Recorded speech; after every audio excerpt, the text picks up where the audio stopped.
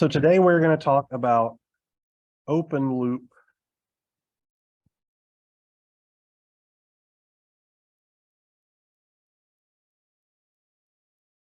op amp circuits.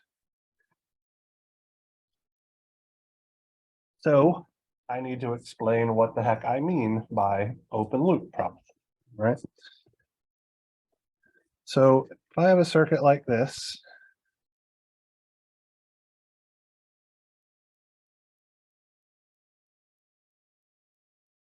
here's my non-inverting input terminal, here's my inverting input terminal. Here is my output terminal. So I'm just going to call this VN1, VN2,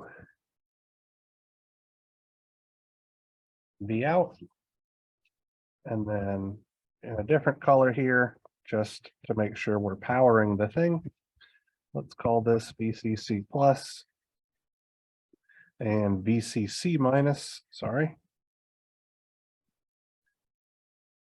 This is what's known as an open loop configuration.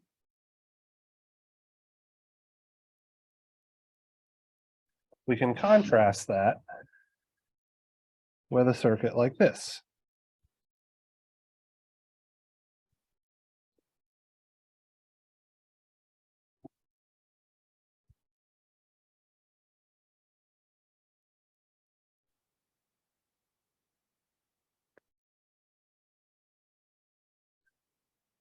Here I have some feedback resistance.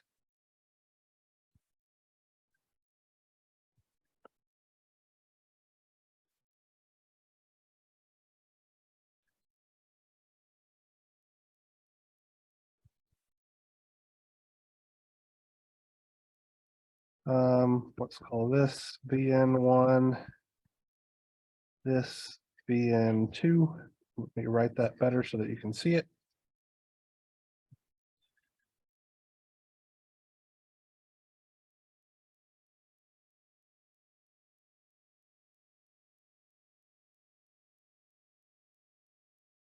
This is a closed loop configuration, okay? Because there is a loop that is connecting the output terminal to one of the input terminals, and we specifically call this a positive feedback configuration.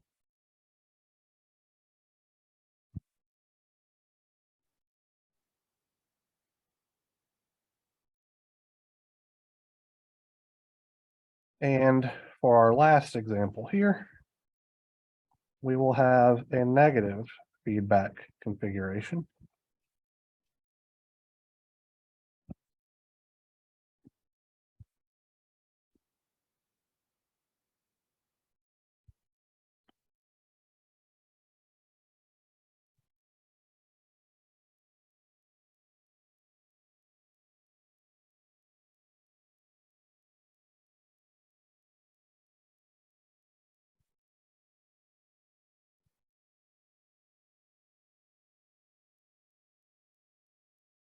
Like so.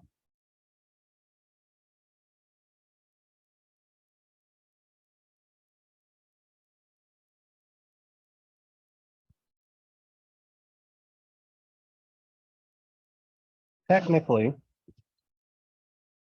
let me put the power supply terminals here, just so I don't forget.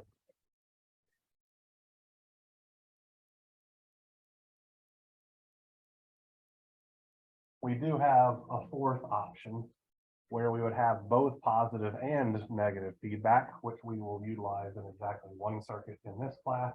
But it behaves like a positive feedback system because the effects of positive feedback are so large that it effectively doesn't have any of the characteristics of negative feedback. All right.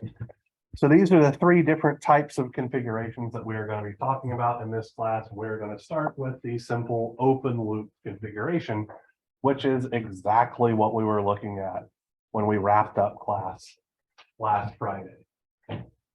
So For the open loop configuration, based on the analysis that we've done so far, we have seen that there is a very small linear range, and that the overwhelming majority of the time, our output signal is going to saturate to either the positive supply rail or the negative supply rail.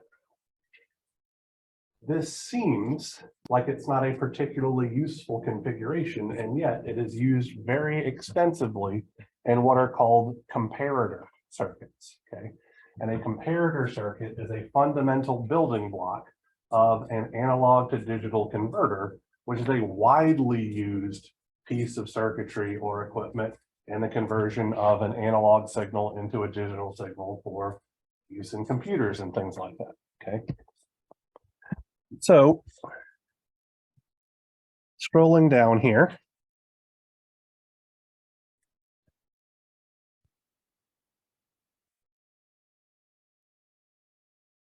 comparators are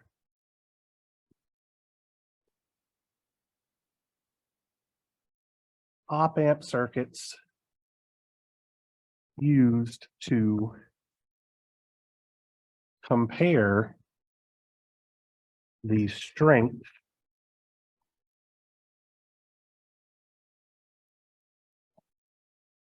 of voltage signals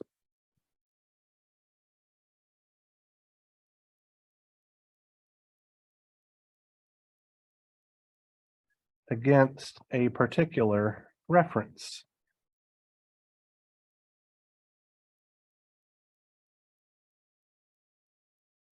signal. So we are going to start by analyzing this first comparator circuit.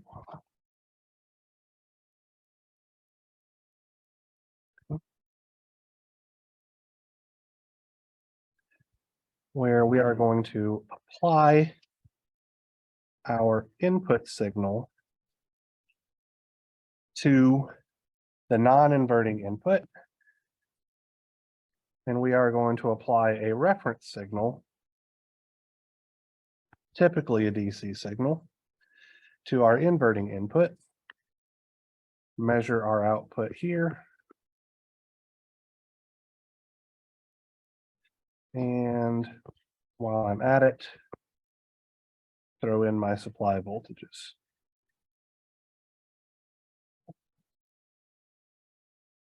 So, excuse me. Let's throw some numbers at this thing, okay? So let's say that VCC plus 10 volts, VCC minus is negative 10 volts, and our reference voltage is 2 volts. And for the sake of argument, let's say that our open loop gain is 200,000. Our input resistance is 5 mega ohms, and our output resistance is 1 ohm. This would be typical of a 741 op-amp. Okay. What I want us to do is to figure out what our output voltage would be if we allow our input voltage to vary from, let's say, negative 5 volts is less than Vn is less than positive 5 volts. So the first thing that I want us to do is to determine what the linear range of this amplifier is going to be. So where we are going to get linear amplification versus saturation, right? So our linear amplification range here is going to be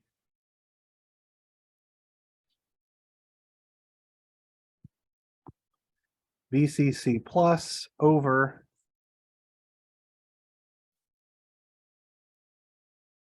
AVOL will be less than our differential voltage, right? Which our differential voltage in this case is whatever Vn is minus 2 volts is less than, sorry, that should be a minus on that side.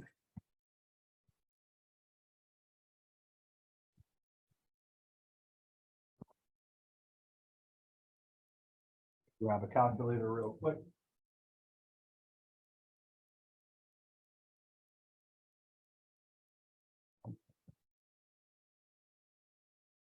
So 200, excuse me, 10 over 200,000 looks like 50 microvolts.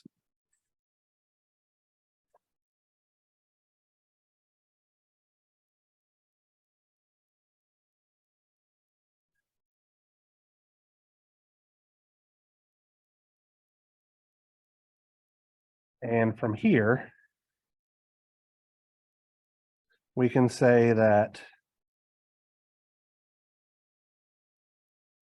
our linear range is from 50 microvolts lower than 2 volts, less than our input voltage, less than 2 volts plus that same 50 microvolts. So our linear range is centered around our reference voltage, okay? And anything smaller than 50 microvolts less than V reference will cause saturation at negative, or at VCC minus, and any input signal greater than 2 volts plus 50 microvolts will cause saturation at VCC plus, right? So if we know what our linear range for this system is, we don't actually need to use our equivalent circuit model to figure out how this thing behaves, right? So if I were to plot, let me make a graph here.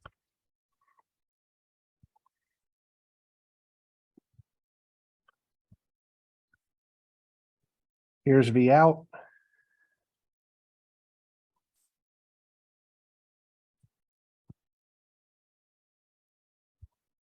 Here's V in. Let's put 10 volts up here. And negative 10 volts down here. And for the sake of argument, let's put 2 volts here. Okay. So for all input signals less than a little bit smaller than 2 volts, what should our output be? Negative 10 volts, absolutely right.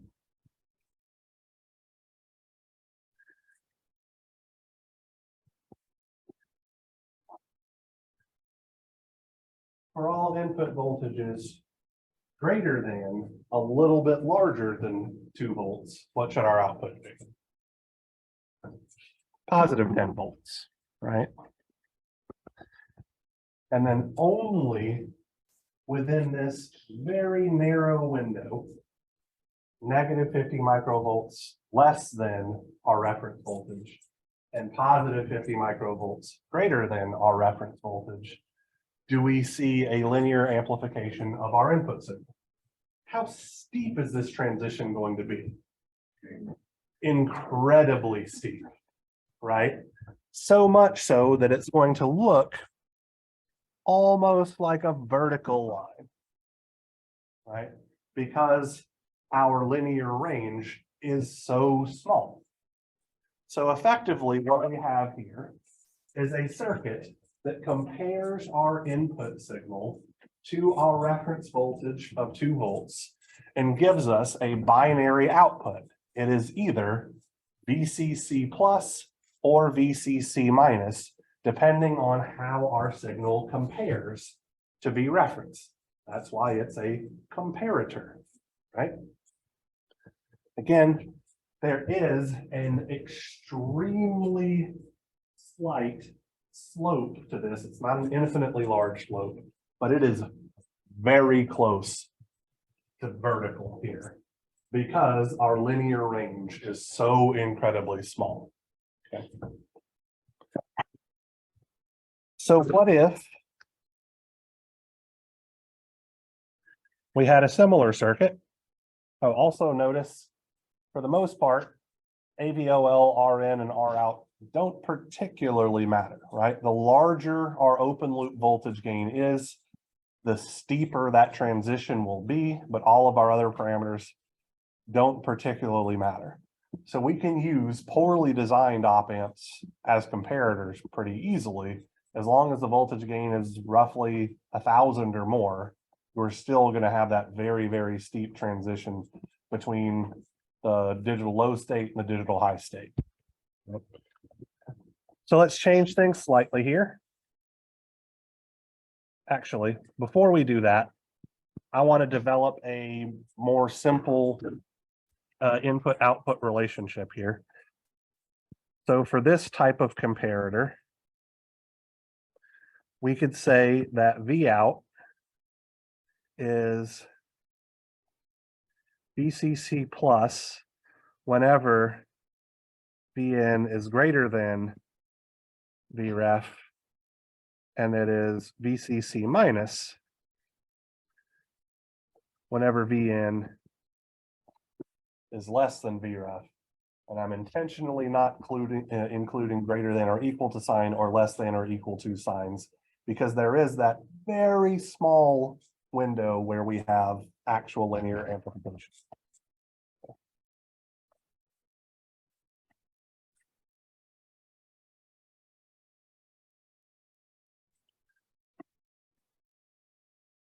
Am I good to talk about the next circuit? All right.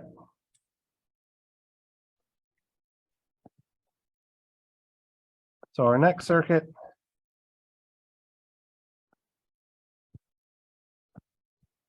is effectively the exact same thing, except that we are going to put our reference voltage on the non-inverting input terminal.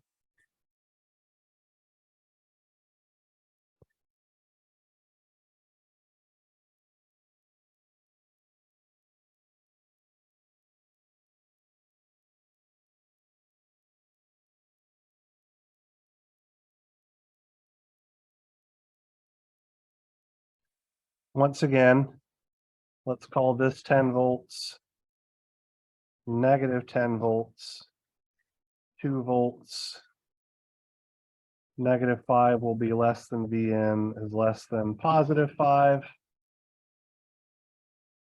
AVOL 200,000 volts per volt. Rn 5 mega ohms. Rout of 1 ohms. Right. Our linear range hasn't changed.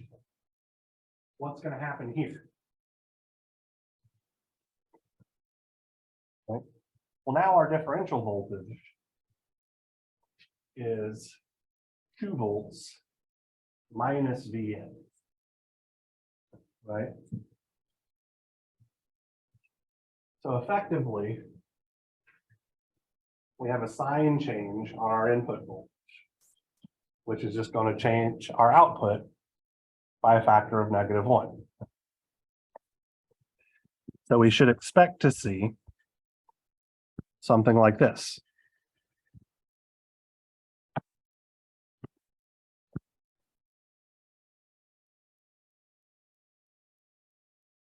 Here's positive 10 volts. Down here, it's negative 10 volts. This is still going to be our 2 volt reference. And so now we should see something like this. Let's make that actually hit the mark.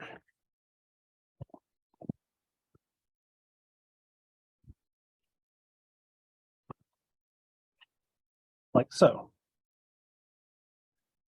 And our output voltage will be VCC minus for Vn greater than Vref and VCC plus for Vn less than Vref.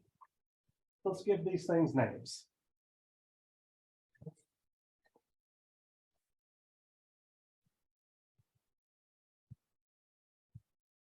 Which terminal is my input signal applied to in this one?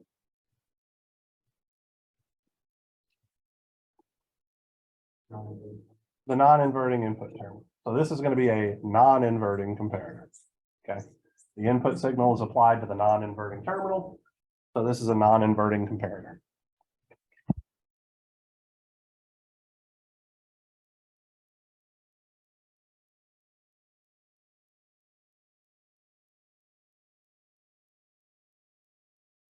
And then here our input signal is applied to the inverting terminal. So this is an inverting comparator.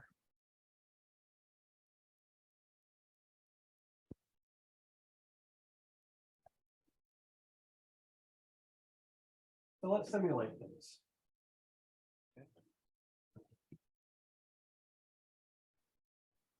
My LP Spice pulled up. Can open a new schematic. And the first thing that I'm going to put in here is my op amp. Get my keyboard, or this is going to be harder on me.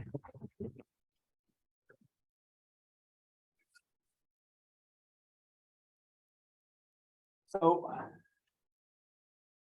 I typed in UNI because I want to use one of my universal op amps. Okay, so universal op amp is one in which we can edit the parameters if we need to. Okay. For this class, we are going to use universal op amp number 2. There are slight differences between all of these. Universal op amp number 2 is going to get the job done for us because we can edit the open loop voltage gain, the input resistance. We can't edit the output resistance, but we can edit how much current we allow to flow out of the output terminal, which is effectively the same thing because that's what resistors do. So that'll be good enough for us. These other op amp models have different high frequency characteristics that we can edit and all of that kind of good stuff, but they're really beyond the scope of what we're doing. So I'm going to use universal op amp number 2. Okay. I want you to notice that as it is set right now, and this is always how it's set for whatever reason on LT Spice.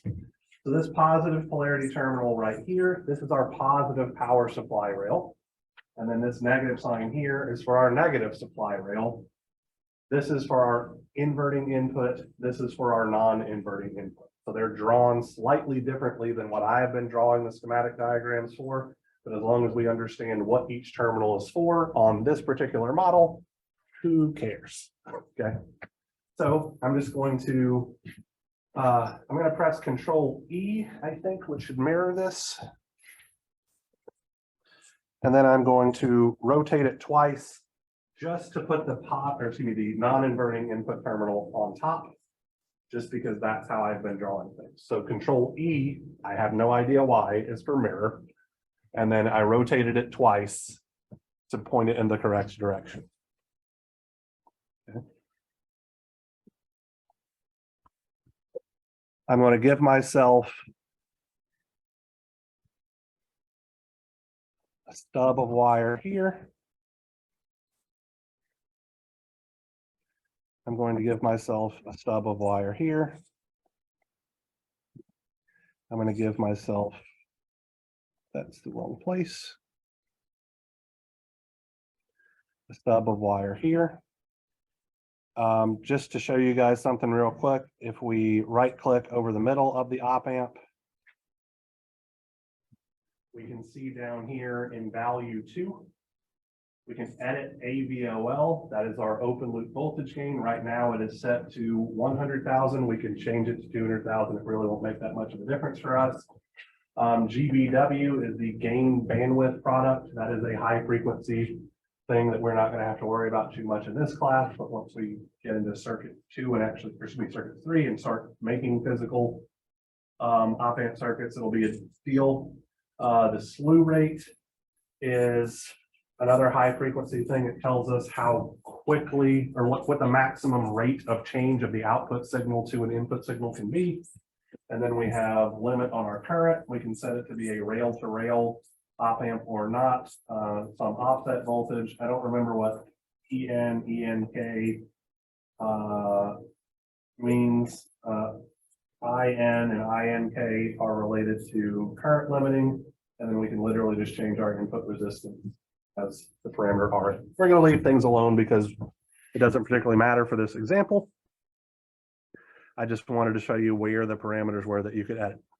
All right, so I am going to show you something here that how I like to set up my op-amp circuits, and this is for cleanliness more than anything else, okay?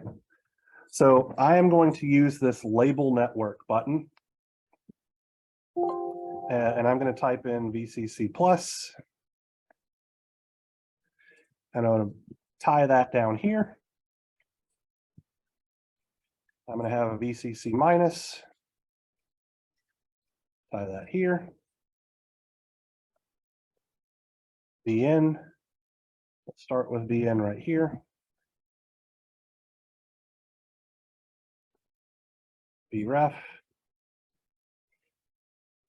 here, and V out over here. And now I'm just moving things over to the right-hand side, and then I'm going to put a bunch of voltage sources over here on the left, kind of out of the way, because I don't want to have to worry about all of those other components being over here actually with the op-amp. Okay. So I'm going to start with my power supplies. So how I'm going to do that is one voltage source, another voltage source, and then I'm going to tie them together.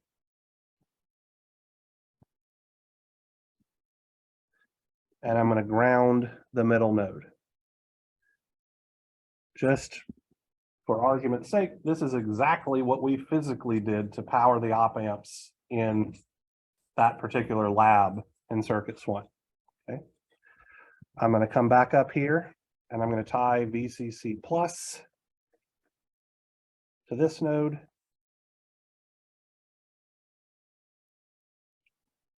VCC minus to this bottom node. So what LT Spice is going to do is it's going to say, whatever voltage I have at this node with respect to ground, I'm going to apply at this pin without actually having to run long wires all over the damn place. Same thing for VCC minus. This central node here is ground. So if we want VCC plus to be 10 volts, I tell that supply to be 10 volts. And if I want VCC minus to be negative 10 volts, I tell this voltage to be positive 10 volts, so that this node is 10 volts higher than negative, or than the negative polarity terminal. Or you could simply just rotate this guy twice and put it in as negative 10, if that makes you feel better. Hannah. So do VCC plus VCC minus have to have the same magnitude?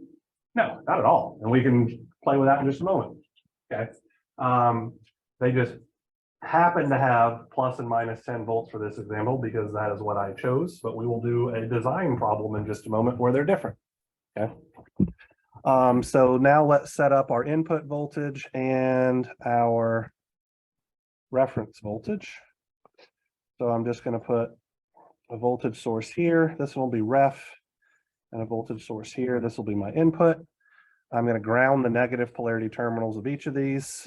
Actually, I think I can just put the ground there. And let's do VREF over here. VN here. My reference voltage was 2 volts. My input voltage ranged from negative 5 volts to positive 5 volts. So how am I going to implement that? I have multiple different ways that I can do it.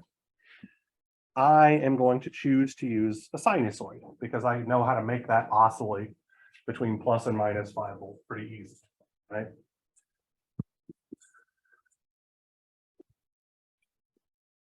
So I don't want any DC offset of my sinusoid. I want it to be centered at 0. So I'll put 0 volts here. My amplitude should be 5 volts. So that means it's going to range from +5 to -5. And then everything else isn't particularly important. I need to give it a frequency. Let's just call it 1 second, or excuse me, 1 hertz, so 1 cycle per second. And then we want it to turn on immediately. We don't need to worry about the phase angles or anything like that. And the last thing that I want to do is to edit my simulation command. Let's make this look at 3 cycles. So let's stop it after 3 seconds. And run things, okay? So I'm simply going to plot here my input voltage versus my output voltage. Can you guys see the screen, or do I need to change the color? Yes, you can see it? Okay. Other students have complained, so I just wanted to. So we can see pretty easily here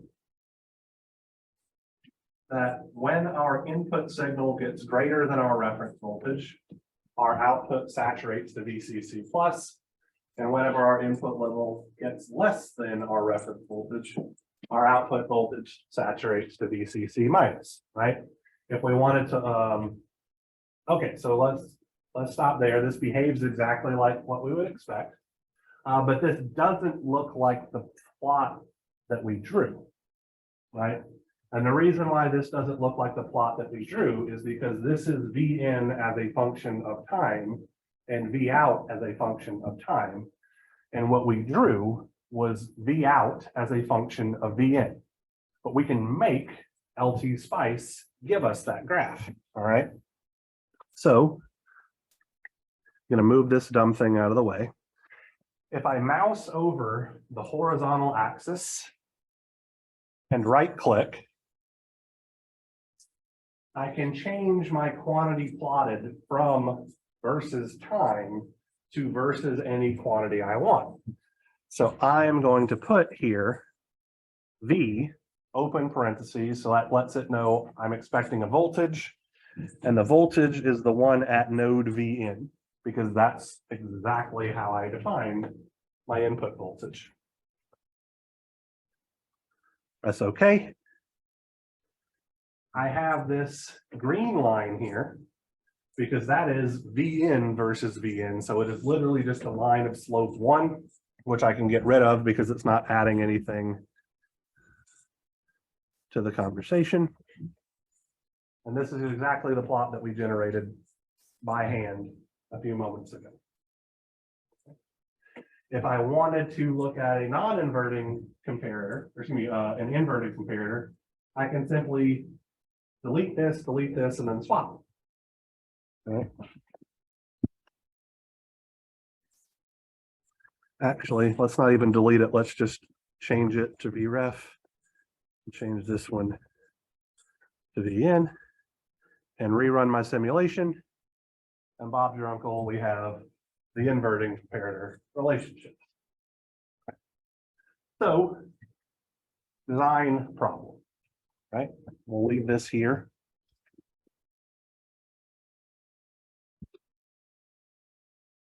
I want us design a functional circuit.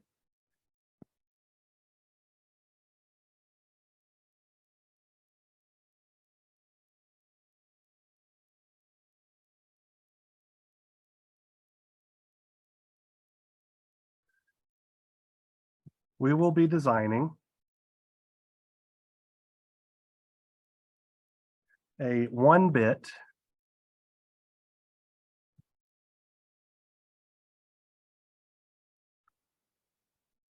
analog to digital converter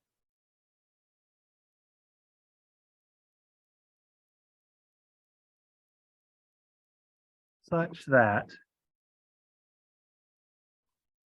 V out is equal to 5 volts, common digital high,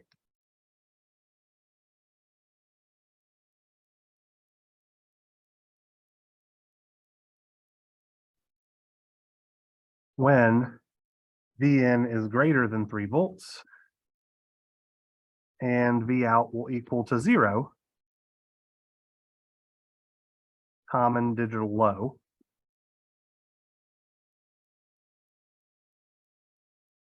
When Vn is less than 3 volts.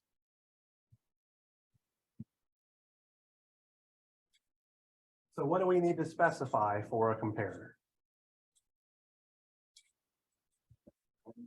If I want V out to be 5 volts in one condition, and I want V out to be 0 volts in another condition, what do those two statements tell me I need to do? They give me my power supply voltage. Absolutely right. So what should VCC plus be? 5 volts.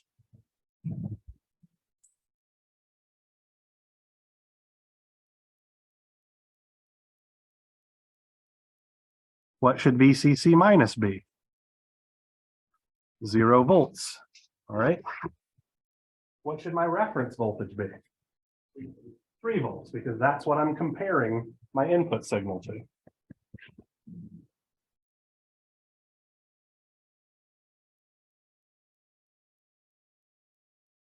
Everything else is effectively arbitrary, right? So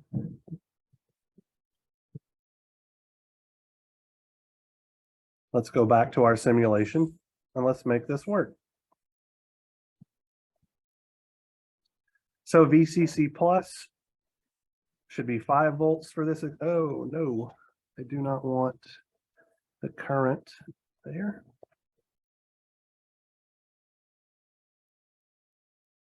This should be 5 volts.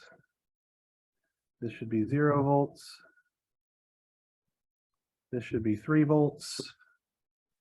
We can leave Vn alone. Do we want an inverting comparator or non-inverting comparator for this analog to digital converter? Non-inverting.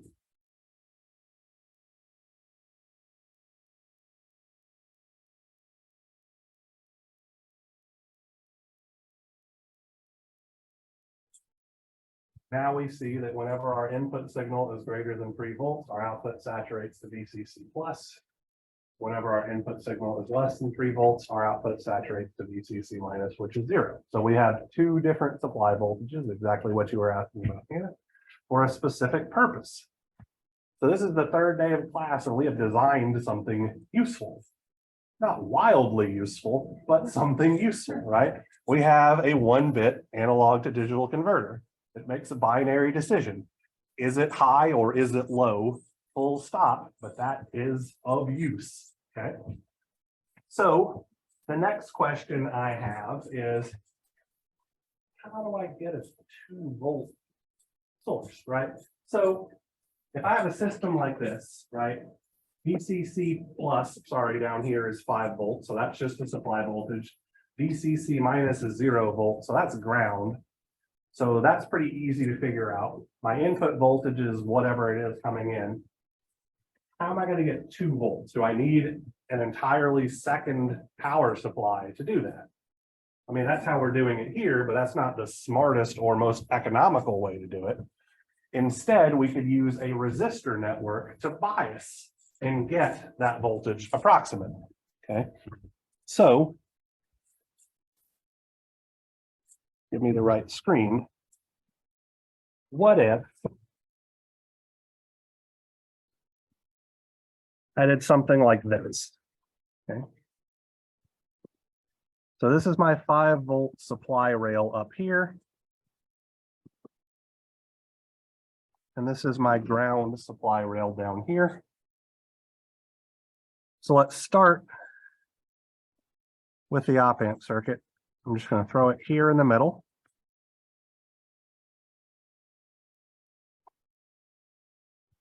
And I'm going to tie my positive supply terminal to the 5-volt rail up top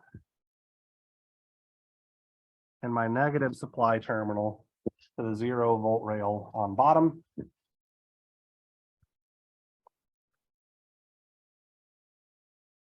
Here's my output voltage. We know that our input voltage is applied at the non-inverting input terminal. So how am I going to generate a 2-volt reference when I only have access to 5 and 0?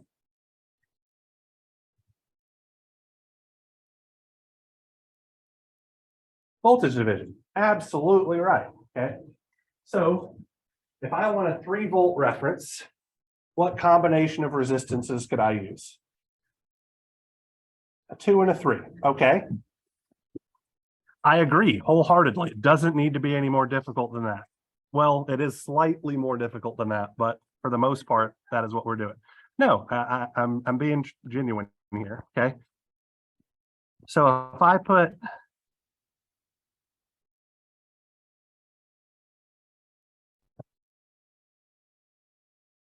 a 2 here and a 3 here, this should work.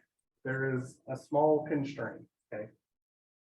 You can't really use actually just a 2 ohm resistor or a 3 ohm resistor. Yes, technically on this side of things I could, but it's bad practice, okay? When we're dealing with op-amp circuits and we are biasing them, typically speaking, we are going to bias these op-amp circuits using resistors on the size of kiloohms, okay?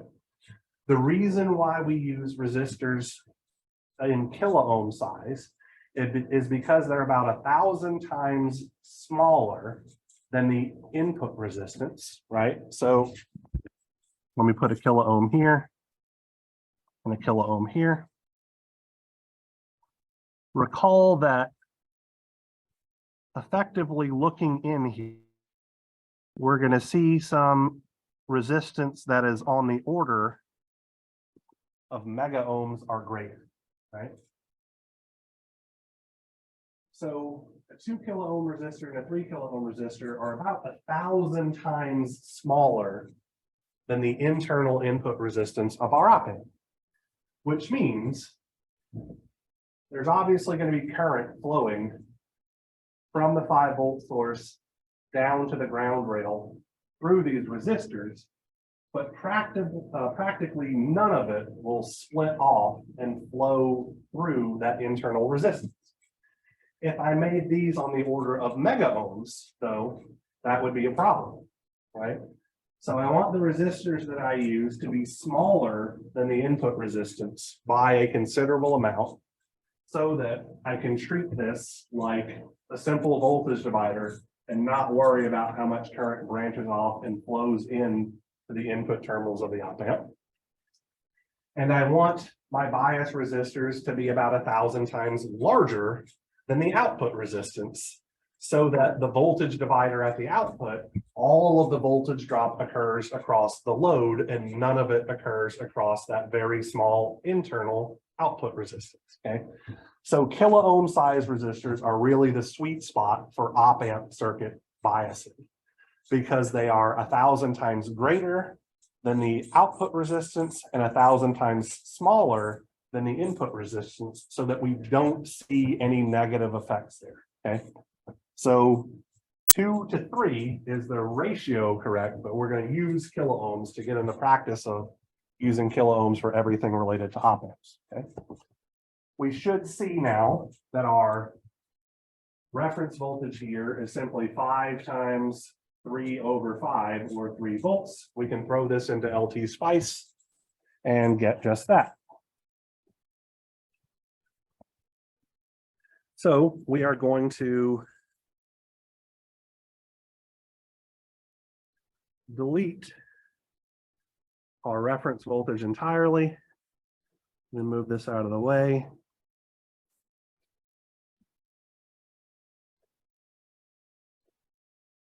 I'm just going to move this over here. Delete this, delete this, delete this. Move this out of the way over here. And I'm going to set up supply rails.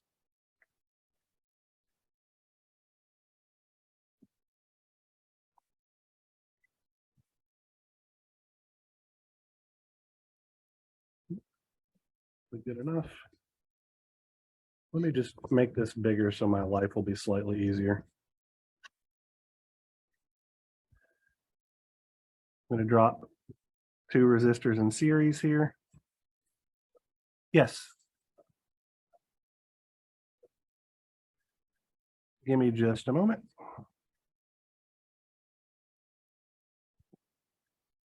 This hand icon is the move icon.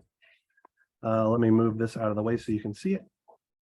And of course, as soon as I move the damn thing out of the way, it no longer says move, but this hand icon is move. So if I have that selected, I can just pick something up and move it around at my choice.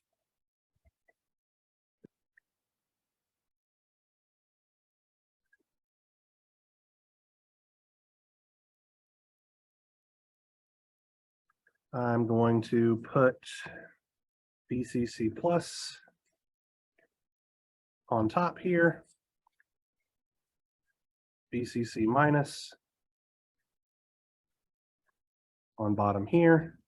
Let's make this 2K and 3K and run things. So if we look down here, it says my GC operating point is 2.9999213 volts. So it's not exactly 3 volts, but it's good enough for government work, right? There is still some small amount of current that's allowed to flow into the input terminal based on what the input resistance of the op amp is and all that kind of good stuff. But for the most part, our voltage divider is working exactly how we would expect it, at least until we get down into the hundreds of thousands of a volt. Yes, ma'am. So the reason you're able to use a 2 kilowatt, 3 kilowatt is because the current that's in to that terminal object is so small. Yeah, so I have a current probe here on the graph, so let's look at it. It's cycling because the input voltage, actually, why did that give me? Oh, it gave me a voltage because that was a voltage probe.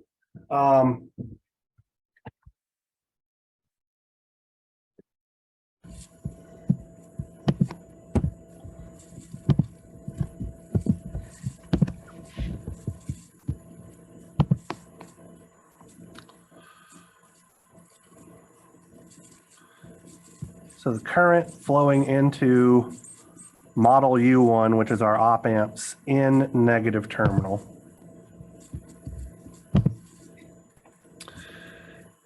is cycling between plus and minus 65 nanoamperes, right?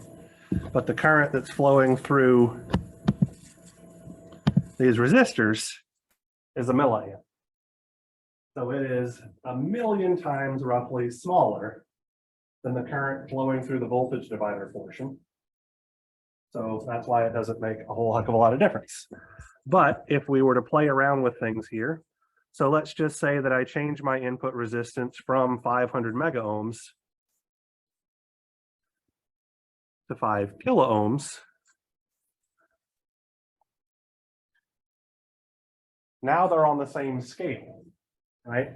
And we can see that the DC level of our voltage divider is no longer really close to 3, it's down to 2.67 volts, which isn't particularly great, right? So we're using these kilo ohm size resistors to make sure that the amount of current that's flowing into the input terminal of the op amp is much, much smaller than what's flowing down our voltage divider path, so that we get the behavior that we want.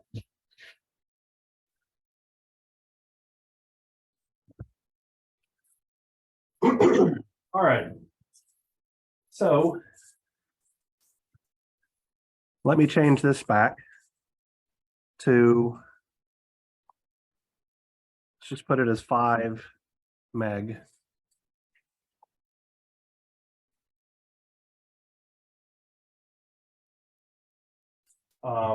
Once again, we see, 1 milliamp versus something really close to 0 because it's orders of magnitude smaller. So there is a limitation of this compare. Okay, well, actually, it's not really a limitation of the comparator itself. All it's doing is saying, is this number greater than this, or is the size of this voltage signal greater than this other voltage signal? Let me delete these current things here because that's no longer what I want to look at. I want to look at V out.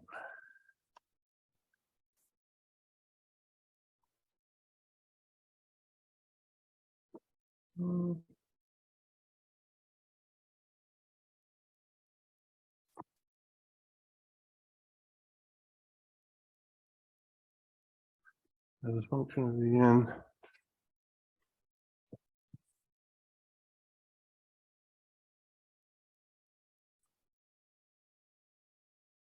This is looking a little bit wonkier than I would expect.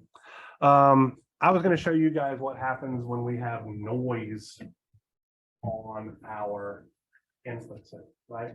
So right now we have a very nice, smooth, pretty input signal that is a pure sinusoid. But signals in the real world aren't nice, smooth, pretty things. So we'll kick off our next lecture by putting noise or adding some noise to our input signal and see how our comparator behaves. Short answer is it's going to freak the hell out. And then talk about how we can fix that response by using positive feedback and using what's called a Schmidt trigger circuit, which is just a fancy comparator with latching. All right, so that's enough out of me for today. So we're knocking off 20 minutes early. So enjoy, I don't know, 20 minutes of lunch or something.